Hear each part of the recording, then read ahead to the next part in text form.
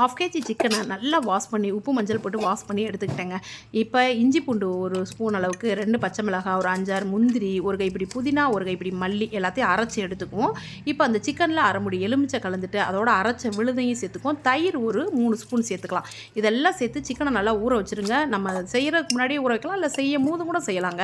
1 spoon குழம்பு மிளகாத்தூள் சேர்த்துருக்கேன். இது காரத்துக்கு தகுந்தாப்புல நீங்கள் வேணால் மல்லித்தூள் 1 ஸ்பூன், 1/2 ஸ்பூன் மிளகாத்தூளும் சேர்த்துக்கலாம், இல்லைன்னா குழம்பு மிளகாத்தூள் சேர்த்துக்கலாம். இப்போ ஒரு கடாய் வச்சு எண்ணெய் 1 ஸ்பூன் நெய் சேர்த்து, உங்கள்கிட்ட நெய் இல்லைன்னா பட்டர் இருந்தால் சேர்த்துங்க, இல்லை ஆயிலே கூட செய்யலாம். பட்டை, கிராம்பு, ஏலம் இதெல்லாமே, ஏலக்காய் வேணாம், பட்டை, கிராம்பு, அன்னாசிப்பூ, சோம்பு கொஞ்சம் போட்டு தாளித்து 2 பெரிய வெங்காயம் போட்டு நல்லா வதக்கிட்டு இந்த ஊறின சிக்கனை எடுத்து அப்படியே கலந்து இதில் ஊற்றிடுங்க. நல்லா கொதித்து வெந்து வரட்டும். தேவையான உப்பு மட்டும் போட்டுக்கோங்க. ஒரு 10 நிமிஷம் 12 நிமிஷத்தில் சூப்பராக குக் ஆகி வந்துடும்.